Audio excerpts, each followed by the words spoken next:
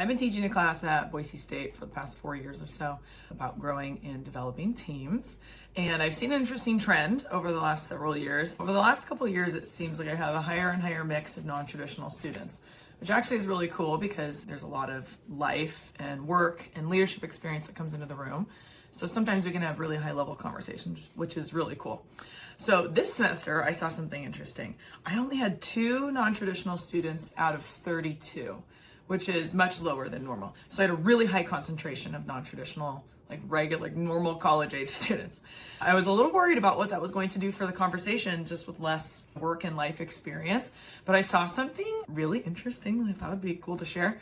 But there was a really interesting thing I saw, especially in response to one particular question. So I asked the question, and I have them discuss in tables, what does managing performance look like in real life? What does it look like? What happens? And what's interesting is when I ask this question to groups of leaders who are leading all together in organizations, almost always I hear things like, oh, it's annual reviews.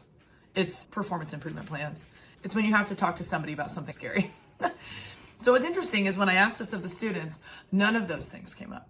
They actually talked about, honestly, all the things I was going to talk about, which is things like setting clear expectations for people and holding people accountable and giving people development opportunities and investing in people to succeed and perform really well.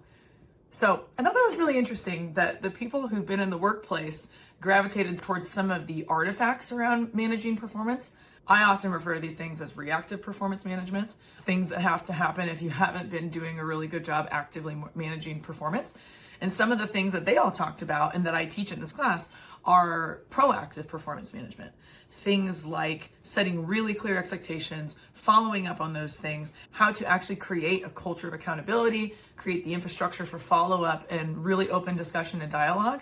So I just thought that was a really interesting takeaway that the students who had not much experience in this world really saw managing performance for what I think it should be.